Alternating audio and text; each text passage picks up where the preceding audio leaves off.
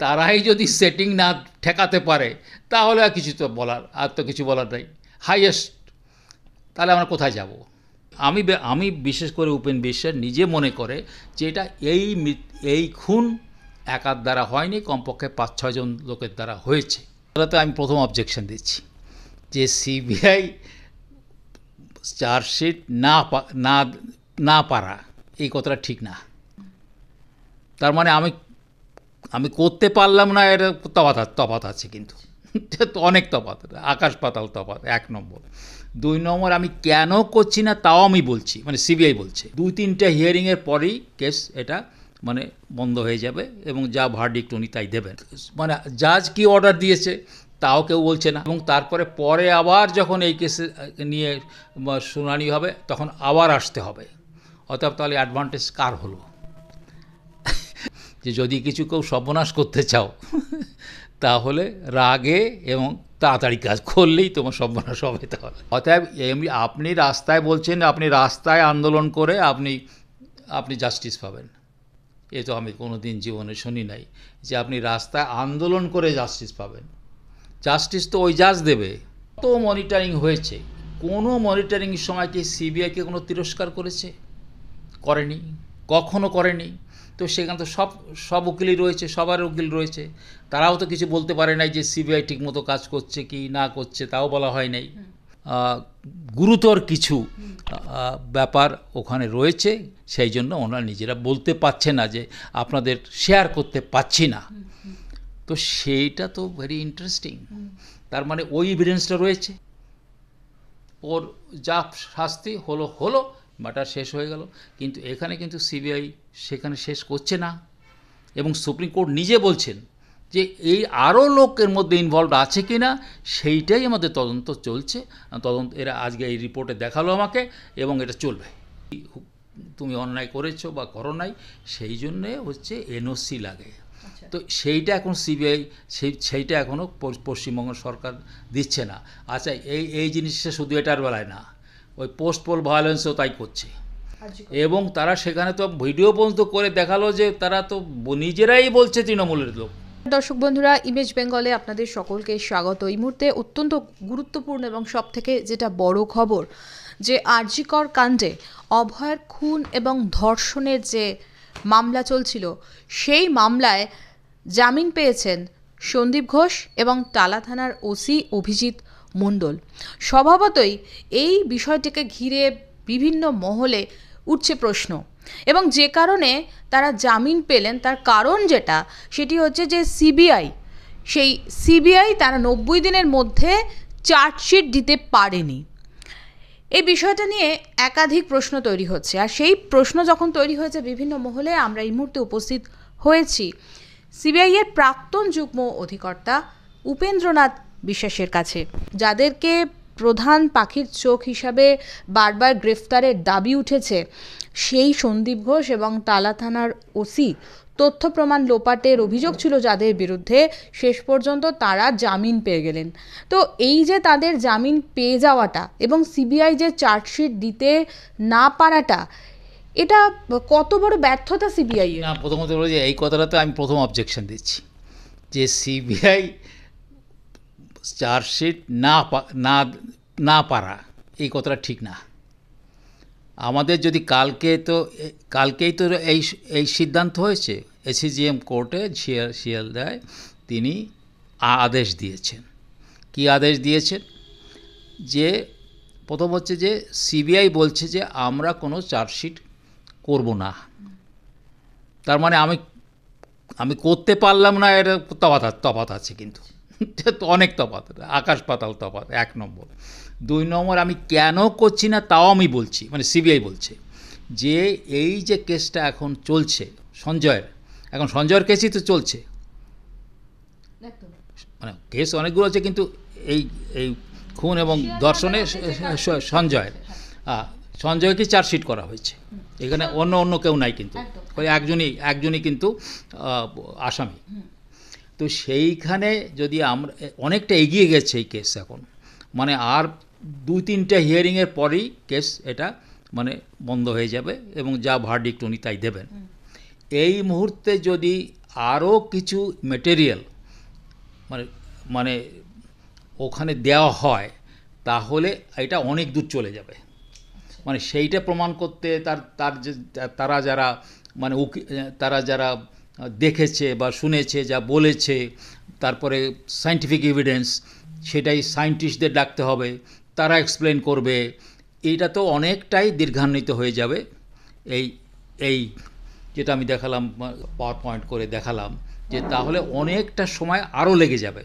সেই জন্যে আমরা চার্জশিট করছি না। অর্থাৎ এইটা হচ্ছে প্রথম কথা, যে সিবিআই করতে পারলো না আর তারা বলছে আমরা করব না। এইটাকে আগে পরিষ্কার করা দরকার, যে সিবিআই এখানে নিজেই বলছে, নিজেই যখন হিয়ারিং হচ্ছে তখনই বলছে কি যে মিলর্ড, আমাদের তো এই কেসটাতে 90 দিনের ব্যাপার ছিল, তো আমরা কিন্তু আজকে কোনো চার্জশিট নিয়ে আসিনি এবং আমরা কোনো চার্জশিট করবও না। এবং কী জন্য করব না আমি আগেই বলেছি, যে এখন যদি আমরা চার্জশিট করি তাহলে এই যে সঞ্জয়ের মধ্যে যে কেস চলছে এইটার মধ্যে মিক্স আপ করে দিলে অনেক কিছু চলে যাবে এবং অনেক দিন ধরে তাহলে এইটা দীর্ঘায়িত হয়ে যাবে। এই জন্যে আমি চার্জশিট করছি না। কিন্তু স্যার, তাহলে যেটা প্রশ্ন, যে এই মামলার ভবিষ্যৎ নিয়ে প্রশ্ন উঠছে। না, আমি তো বলবো ভবিষ্যতে নিয়ে কোনো প্রশ্ন উচিতই না। মানে প্রশ্ন হচ্ছে কি, যে আমরা এইটা আমি দেখেছি কালকে যত চ্যানেল কথাবার্তা বলছে, কেউ মানে জাজ কি অর্ডার দিয়েছে তাও কেউ বলছে না, এবং সিবিআই কি বলেছে তাও কিছু না। এবং সেইখানে একজন যে সিবিআই যে ইনভেস্টিগেটর, সেও মানে যে ইনভেস্টিগেট করছে যে সেও ওখানে উপস্থিত ছিল, সেও বলছে যে I am present here, I am not submitting any charge sheet because we are already the investigation is going on. The investigation is going on. এই মুহূর্তে সেই জন্যে আমরা ওটাকে এখন কমপ্লিট হয়নি, এই মুহূর্তে আমরা এইরকম টুকরো চার্জশিট আমরা করছি না। তারপরে জাজ বলছেন যে ঠিক আছে, তাই যদি না হয় তাহলে কেস চলবে। সেই জন্য উনি অর্ডার দিচ্ছেন যে সিবিআই কোনো চার্জশিট দিচ্ছে না, যেহেতু 90 দিন হয়েছে, অতএব তাকে বেল দিতে হবে। এতে অবজেকশনও নাই সিবিআই। 1, 2 তারপর বলছে হ্যাঁ, কিন্তু কেস চলছে, অতএব তোমাদের যখনই সিবিআই ডাকবে তখনই তোমাদের সিবিআইয়ের কাছে যেতে হবে এবং সব রকমের সহযোগিতা করতে হবে, এবং তারপরে আবার যখন এই কেসে নিয়ে শুনানি হবে তখন আবার আসতে হবে। অতএব তাহলে অ্যাডভান্টেজ কার হলো? অ্যাডভান্টেজ তো সিবিআইরই হলো। কিন্তু সেইটা কিভাবে, আমি বলবো কি, যে মিডিয়া কিভাবে দেখাচ্ছে যে সিবিআই ফেল করে গেছে, তা তো নয়। তো তাহলে আর একটা কথা, যে এই যে বিভিন্ন সময়ে যে একটা তো সুপ্রিম কোর্টে মানে সাবমিট করছেন মানে স্ট্যাটাস রিপোর্ট, সেখানে তো আমরা জানি না যে কি ওখানে দেওয়া হয়েছে তা বলছে না। কিন্তু মাঝে মধ্যে কী করছেন, সুপ্রিম কোর্টের চিফ জাস্টিস এবং অন্যান্য জাস্টিস বিভিন্ন রকমের তারা অর্ডারের মধ্যে কথা বলেছেন, সেখানেতে আমরা কিছু পাচ্ছি। তো সেইটা একটা দিক, এখানেও নিজের মানে মন গড়া করলে হবে না, সেটা 1 নম্বর। 2 নম্বর হচ্ছে এই কোর্টে সে বিভিন্ন সময় হিয়ারিংয়ের সময় সিবিআই কি প্রেজেন্ট করছে, তো সেখানে তো সব কি তারা পেয়েছে এর মধ্যে সব কিছু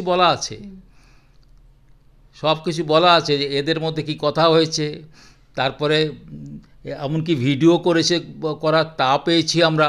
তো এগুলো তো আগেই বলা হয়ে গেছে। অর্থাৎ তাহলে কেসের খারাপ কোথায় হলো? কেস কোনো খারাপের মধ্যে নাই, বরং হলো কি সিবিআই আরও একটা সুযোগ পেয়ে গেল, যে এখন তারা আরও এই তদন্তটা আরও নিজের, আমি বলি কি সিবিআই না কি করে, হড়বড়ি করতে চায় না, কারণ হড়বড়ি করতে গেলে সব সম্পূর্ণ হয় না। এই জন্য আমাদের সম্রাট অশোক বলেছেন যে যদি কিছু কেউ সর্বনাশ করতে চাও তাহলে রাগে এবং তাড়াতাড়ি কাজ করলেই তোমার সর্বনাশ হবে। তাহলে তাড়াতাড়ির মধ্যে নাই, আস্তে আস্তে কাজটা করতে হবে। আমি বলবো কি এতে অনেক বেনিফিট সিবিআইরই হলো। স্যার, আপনার কথা অনুযায়ী যেভাবে পুরো বিষয়টিকে আমরা দেখতে পাচ্ছি সেটি হচ্ছে যে এর সিবিআই এর এটা ত্রুটি নয়, বরং এটা স্ট্র্যাটেজি বলতে পারেন। হ্যাঁ, আমি বলবো কি ট্যাকটিক্যাল মুভ। আমি বলবো স্ট্র্যাটেজি ওই একই কথা, ট্যাকটিক্যাল মুভ করেছে না। কেননা এই কেস টেসে কী হয়, অনেক লোকের, হাজার মানুষের মুখ ওদিক চলে রয়েছে, কেউ আন্দোলন করছে। আচ্ছা, আর একটা কথা বলি, এই আন্দোলন বাবুদের এখন কেস কোর্টে, কেস কিন্তু কোর্টে। আপনার যদি কিছু বলার থাকে, এমনকি লাস্ট দিন যেদিন সুপ্রিম কোর্টে হিয়ারিং হয়েছে মনিটরিংয়ের সময়, তখন কিন্তু চিফ জাস্টিস যদিও এটা লম্বা ডেট দিয়েছেন, কিন্তু লম্বা ডেটের মধ্যে কি বলেছেন যে যদি কেউ এর মধ্যে মনে হয় কিছু গ্রিভেন্স থাকে বা কিছু বলার থাকে, তাহলে হি ক্যান মুভ। তাহলে সেই দরজাটাও খোলা আছে এনি টাইম। অতএব আপনি রাস্তায় বলছেন, আপনি রাস্তায় আন্দোলন করে আপনি জাস্টিস পাবেন, এ তো আমি কোনো দিন জীবনে শুনি নাই যে আপনি রাস্তায় আন্দোলন করে জাস্টিস পাবেন। জাস্টিস তো ওই জাজ দেবে, জাস্টিস যারা তদন্ত করছে তারা নেবে, জাস্টিস দেবে, তাই তো? আপনি নিজে তো বলতে পারেন না যে সিবিআই ঠিক করছে কি মন্দ করছে, আপনি বলতে পারেন? আপনার কি এভিডেন্স আছে আপনার কাছে? আর একটা কথা বলি, যত সময় ধরে এই মনিটরিং হয়েছে, সুপ্রিম কোর্টে হয়েছে, হাইকোর্ট প্রথম কেসটা নিয়েছেন, কিন্তু যখন তারা কেবল শুরু করলেন সঙ্গে সঙ্গে সুপ্রিম কোর্ট বলল, মানে চিফ জাস্টিস বললেন আমি আমার কোর্টে নিচ্ছি, এখানে মনিটরিং আমরা করব। যত মনিটরিং হয়েছে, কোনো মনিটরিংয়ের সময় কি সিবিআইকে কোনো তিরস্কার করেছে? করেনি, কখনো করেনি। তো সেখানে তো সব উকিলই রয়েছে, সবার উকিল রয়েছে, তারাও তো কিছু বলতে পারে নাই যে সিবিআই ঠিকমতো কাজ করছে কি না করছে, তাও বলা হয় নাই। বরং আমি কি বলবো, সিবিআইকে বলা হয়েছে সিবিআই যা করছে সেটা ঠিকই করছে, তারা এগিয়ে যাক, এই তো লাস্ট কথা। এবং লাস্ট কথা আর একটা কথা আছে, যে সেখানে বলা হয়েছে কি যে এখন ওরা অনেকটা ইনভেস্টিগেশন এগিয়ে গেছে, এবং ও ছাড়া, এই সঞ্জয় ছাড়া আর কেউ এর মধ্যে ইনভলভ আছে কিনা সেইটাই তারা ইনভেস্টিগেশন করছে। They have said in writing, it is on record, it is on record. Sir, আপনি যে কথাটা বললেন, যেটা অত্যন্ত গুরুত্বপূর্ণ মনে হলো আমাদের এই মুহূর্তে, যে যখন দ্বিতীয় বা তৃতীয় স্ট্যাটাস রিপোর্ট দেওয়া হয়েছিল সুপ্রিম কোর্টে, এবং সেখানে যখন 3 জন বিচারপতির বেঞ্চ ছিল, ডিওয়াই চন্দ্রচূড় প্রধান বিচারপতি ছিলেন সেই মুহূর্তে, তো তিনি যখন স্ট্যাটাস রিপোর্ট মুখবন্ধ খামে দেওয়া হয়েছিল, তিনি সেই মুখবন্ধ খাম খুলে যখন দেখেছিলেন, একটা শব্দ, স্পেসিফিক্যালি একটা শব্দ উঠে এসেছিল যে বিচলিত, মানে স্ট্যাটাস রিপোর্ট দেখে বিচলিত হয়েছিলেন। Now, এখানে কি বলছে, I won't give details of the day here because it will dislocate the investigation. We don't want someone to take advantage of it as technical issue later on. But what the CBI has revealed in its status report is really disturbing. এই কথাটাই তুমি বলছো, তা ওনারা নিজেরাই বলছে really disturbing, মানে something very very, মানে কীরকম হয়, আমরা যখন ডিস্টার্ব বলি সিনেমা টিনেমাতে কী হয়েছে যে বাচ্চাদের এটা দেখাবেন না, যারা অ্যাডাল্ট হয় নাই তাদের দেখাবেন না, তাহলে ডিস্টার্বিং।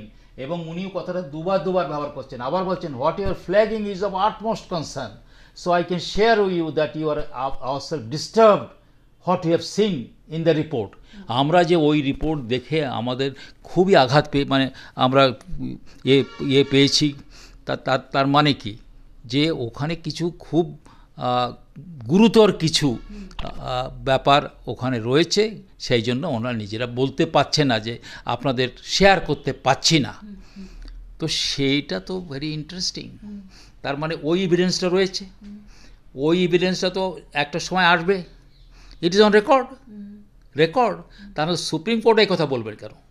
এইটুকুনি বলছিল সুপ্রিম কোর্ট যে আমরা কি হয়েছে আমরা বলতে পারছি না, কিন্তু যেটা হয়েছে সেটা কিন্তু ভয়ঙ্কর। একাধিকবার স্যার প্রশ্ন উঠছে যে অভয়ের যে বাবা মা, তারা ভীষণ হতাশাগ্রস্ত, তারা কাঁদছেন, মানে খুব স্বাভাবিক এই ঘটনায়। অভয়ের বাবা মা স্বাভাবিকভাবে, তার একমাত্র সন্তান, তাই সেও তো অনেকটা লেখাপড়া করে একটা জায়গায় গিয়েছে, যে কন্ডিশনে সে যদি মানে দেখুন মৃত্যু ইজ মৃত্যু, সে যেভাবেই হোক, আর এটা তো খুবই খারাপ ব্যাপার। অর্থাৎ তারা একটু উল্টাপাল্টা বলছে মাঝে মধ্যে, মানে আমার কাছে অনেকবার তারা লোকজন পাঠিয়েছে, কিন্তু তাদেরকে মানে আমাকে বলতে হবে কিছু বলার নাই, কিন্তু ওনারাও একটু বেশি মাঝে মধ্যে করে ফেলেন যে আমরাও আন্দোলন করব, এই করব। আর একটা কথা, যে এই যে লাস্ট দিন যখন সিজিআই এই যে 15/10/2024 লাস্ট দিন, কিন্তু এই দিনে আগের চিফ জাস্টিস মনিটর করে গেছেন। তাহলে কি হচ্ছে যে উনি আগে মনিটরিং যিনি করে গেলেন, তাহলে তিনি কি মানে লাস্ট কথাটা কি বললেন? The status report filed by the Central Bureau of Investigation indicates that further investigation into the role of others in relation to the alleged rape and murder on 9 August 2004 is the subject matter of continuing investigation. তার মানে কি, যে ওই সঞ্জয় ছাড়া আর কেউ বা কারা এর মধ্যে ইনভলভ থাকতে পারে, সেইটাই সিবিআই এখন ইনভেস্টিগেশন করছে, এবং এই ইনভেস্টিগেশন এখন চলবে। এইটা হচ্ছে লাস্ট ওনার কথা।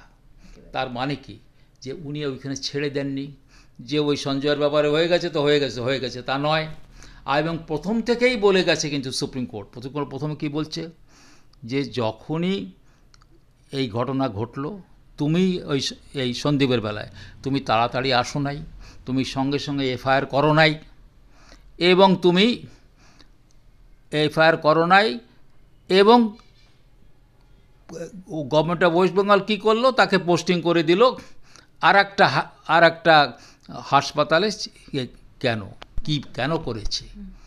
কেন করেছে কি কথা হয়েছে, তার মানেটা কি, তার ইংলিশটা মানে কি? তো তাহলে তো এক সময় তো বড় করে বেরিয়েছিল যে পশ্চিমবঙ্গ সরকার কাঠগড়ায়, খুঁজে দেখো কাগজ। অতএব আমি বলবো কি, যে যেটুকুন মনিটরিং করার দরকার তারা করেছে, এবং সিবিআই রিপোর্ট দিয়েছে, এবং ইনভেস্টিগেশন চলছে। আর একটা কথা বলি, আমি যদি আর একটা দৃষ্টিভঙ্গি থেকে দেখি, সুপ্রিম কোর্ট বা এখানকার কোর্টের কথা, এসিজিএমের কথা বলছি না, এইটা তো ফ্যাক্ট যে এই যে সঞ্জয় সেই প্রথম ধরা পড়েছে করেছে। যদি এটাও হয় যে ওই একাই এই কাজটা করেছে, হয়েছে, আমি কোনোদিনও সব জায়গায় বলেছি একা সম্ভবপর না, কিন্তু তর্কের খাতিরে যদি বলি, তাহলেও তো আপনাকে মেনে নিতে হবে যে ওই এটা করেছে, ওর এই জাজমেন্ট হয়ে গেল, এই পানিশমেন্ট হয়ে গেল, তাহলে তো বিচার পেলেন আপনি। এখন যেহেতু আরও লোক হতে হবে আপনি মনে মনে, বা আমি বিশেষ করে উপেন বিশ্বাস নিজে মনে করে যে এটা এই খুন একার দ্বারা হয়নি, কমপক্ষে 5-6 জন লোকের দ্বারা হয়েছে, এইরকম একটা ধারণা আমাদের সবার মনের মধ্যে হয়ে গেছে। এটা ঠিক, কিন্তু এটাও তো ঠিক যে এ ইনভলভ যে হয়েছে এর মধ্যে কোনো ভুল নাই।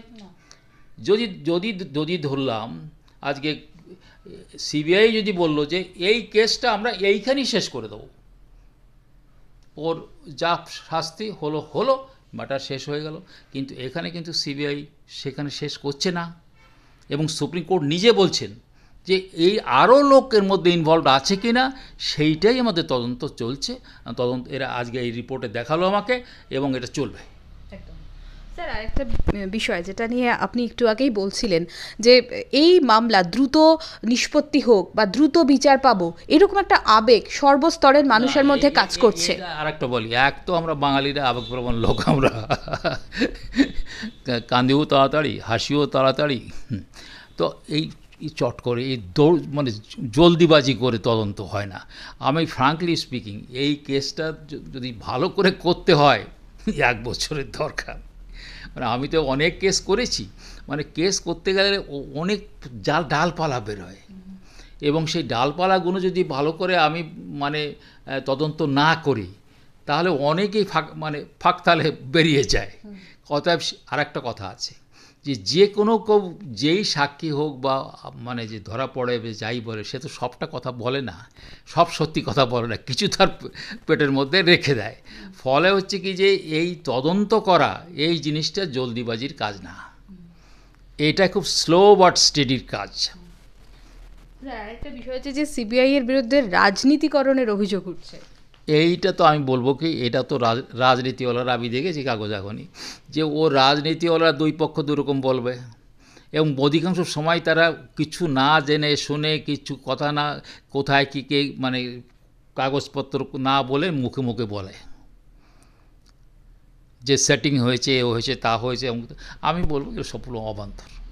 আর একটা কথা বলি, যদি সুপ্রিম কোর্টের করছে মনিটর, তারাই যদি সেটিং না ঠেকাতে পারে, তাহলে আর কিছু তো বলার, আর তো কিছু বলার নাই, হাইয়েস্ট। তাহলে আমরা কোথায় যাব?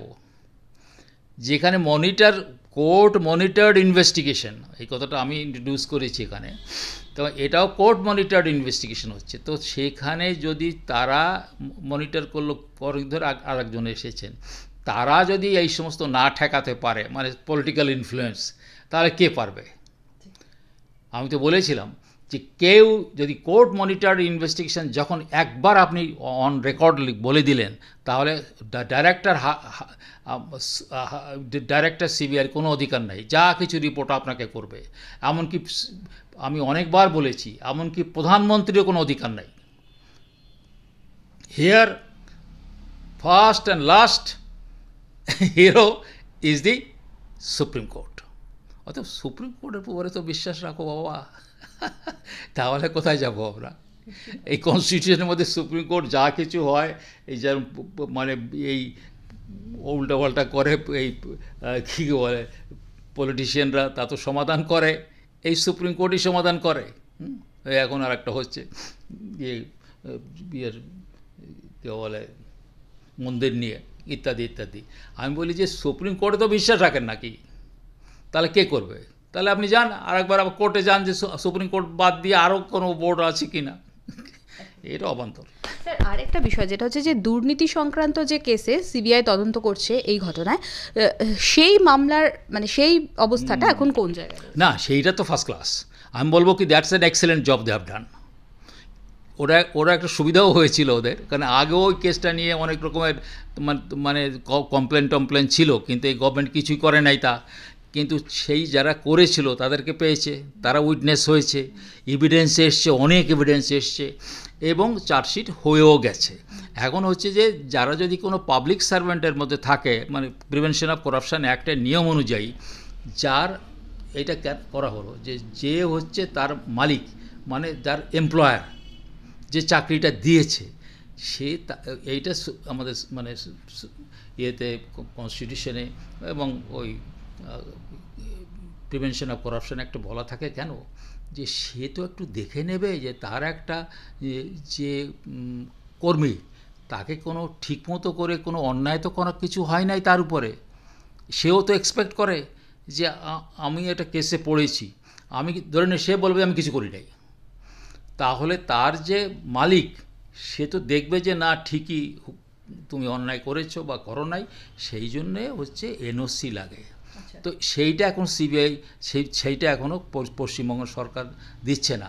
আচ্ছা, এই জিনিসটা শুধু এটার বেলায় না, ওই পোস্ট পোল ভায়োলেন্সও তাই করছে, সেখানেও দেওয়া হয় নাই।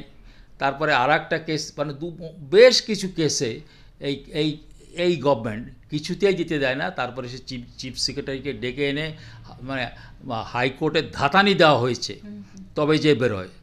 তো এটা তো সম্পূর্ণ দায়, এই যে দেরিটা হচ্ছে, এই যে দেরিটা হচ্ছে,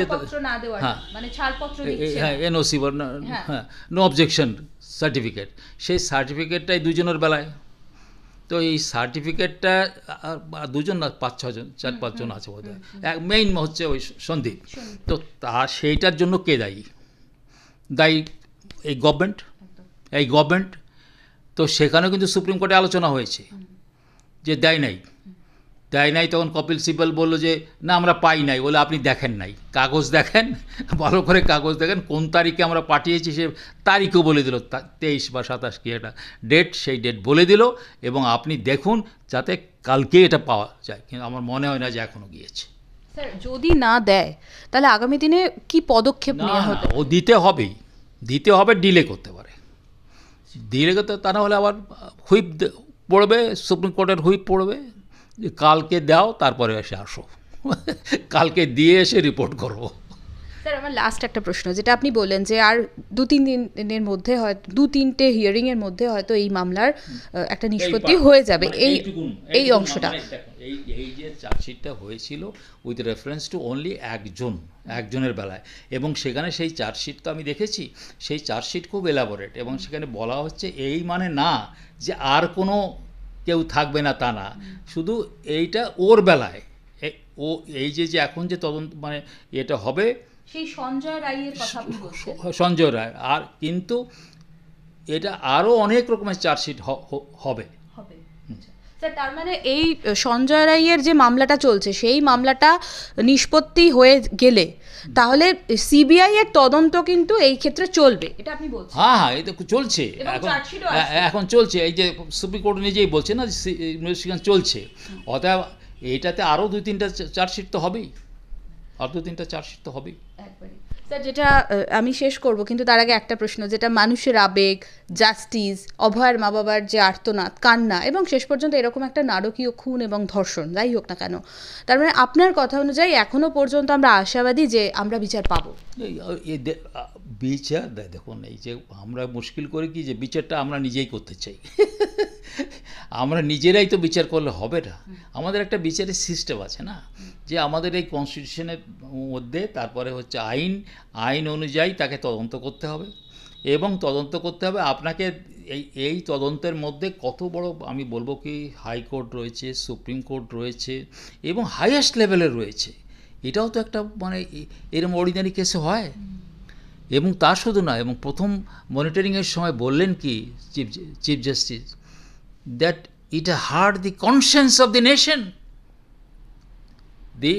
it should be the parents should salute the Supreme Court, সে বলছে যে it has heart the conscience of the nation, number 1।